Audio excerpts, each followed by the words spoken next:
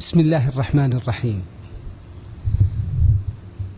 أحلى ما سجعت به بلابل الأقلام، وأغلى ما انتظمت فيه عقود البلاغة والانسجام.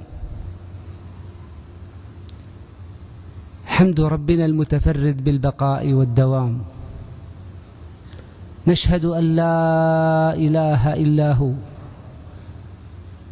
تسبحه السماوات والأرض ومن فيهن، ومن آياته الجوار في البحر كالأعلام، صاحب العين التي لا تنام، والركن الذي لا يضام، والعز الذي لا يرام. ونشهد أن محمدًا عبده ورسوله، سيد الأنام، وخير من صلى وصام وزكى وطاف بالبيت الحرام، صلوات ربي وسلامه عليه وعلى آله وأصحابه. ما جنح الظلام وأفشي السلام، وهم الغمام وصدح الحمام. وبعد، أحبتي في الله أهل جدة، السلام عليكم ورحمة الله وبركاته. في مطلع هذا اللقاء أسأل الله العظيم رب العرش الكريم أن يحرم هذه الوجوه على النار، قولوا آمين. أسأل الله جل وعلا بفضله وكرمه وجوده ألا يخرجني وإياكم من أبواب هذا المسجد إلا بذنب مغفور، وعمل صالح مبرور، وتجارة لن تبور، وأن يقضي الحاجات التي في الصدور، قولوا آمين. يا ربي، إن كما ترى فقراء كما ترى، جهال كما ترى، محتاجون كما ترى، فما ترى فيما ترى يا من ترى ولا ترى. نسألك بأسمائك الحسنى وصفاتك العلى أن تتم علينا نعمك التترى، وأن تحفظنا من كل فتنة وسوء ومكروه يا رب العالمين. أيها الأحبة، نعم، كانوا قليلا من الليل ما يهجعون. من هم؟ إنهم الأخيار، إنهم عباد الله الأبرار. الليلة نريد أن نسعى جاهدين لكي نسجل اسمك واسمي في أهل هذه الآية، فيا ترى هل نفلح ونقشع عنا غيوم الغفلة والجهل؟ أتمنى ذلك. سأحلق بك أخي الكريم يا بارك الله فيك عبر 5 رسائل.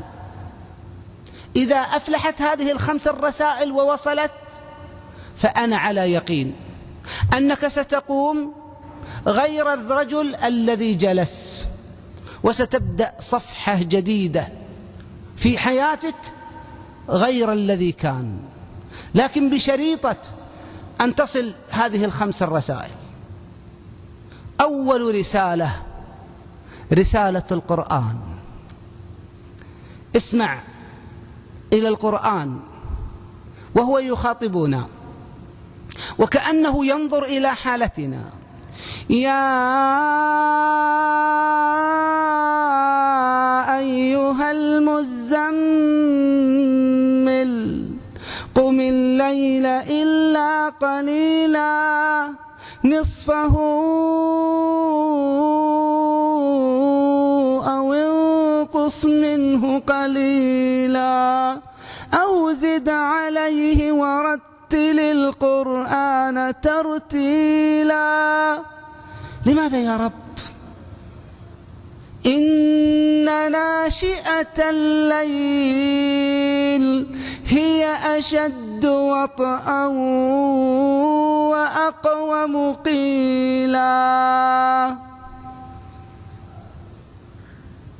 أنت هتسعى في الدنيا من أجل لقمة العيش، إن لك في النهار سبحا طويلا. طيب الشيء الآخر لماذا لا تلتفت إليه؟ زادك في سفرك إلى الله، إنك ستجد ذلك الزاد في ظلمات الليل عندما تقرأ القرآن، فتجد أن ناشئة الليل يعني قراءة الليل هي أشد وطئا يعني تأثيرا وأقوم قيلا.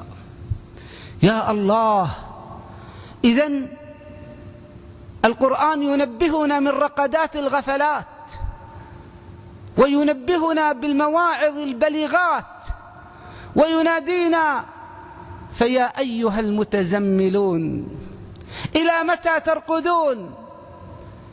أين تذهبون؟ أما تنتبهون؟ تعال إلى القرآن وهو يعطينا شحنة أخرى. يقول الله: إن المتقين في جنات وعيون آخذين ما آتاهم ربهم. يا الله، تخيل كل ما تشتهي فقط أمنية تتمناها فتتحقق،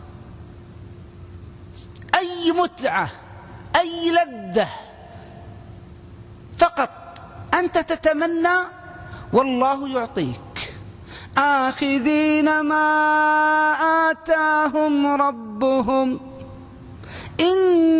إنهم كانوا قبل ذلك محسنين كانوا قليلا من الليل ما يهجعون وبالأسحار هم يستغفرون. يا الله. أحد الإخوة يقول: ذهبت إلى أستراليا،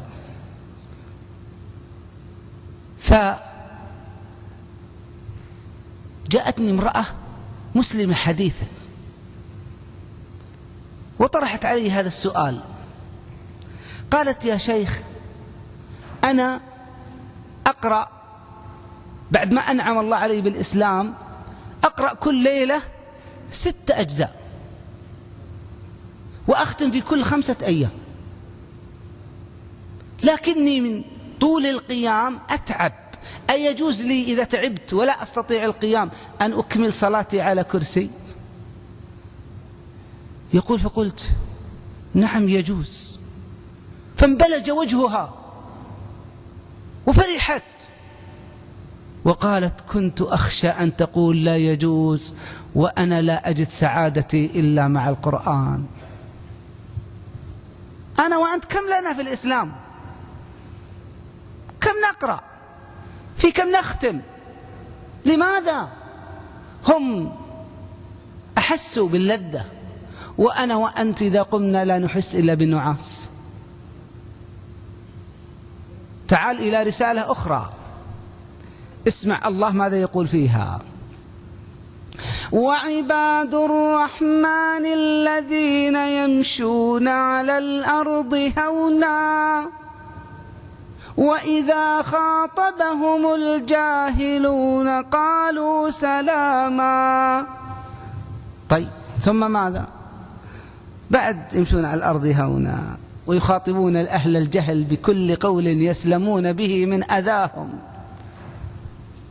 والذين يبيتون لربهم سجدا وقياما. كثير منا للأسف نقول بكل حقيقة يبيتون لأنفسهم مضطجعين ونياما، لكن أين الذين يبيتون لربهم سجدا وقياما؟ كانوا في مضى يعدون قليلا وقد صاروا اليوم أقل من القليل في خلق أفعال العباد للإمام البخاري أثر جميل، يقول فيه ابن عمر الصحابي: أول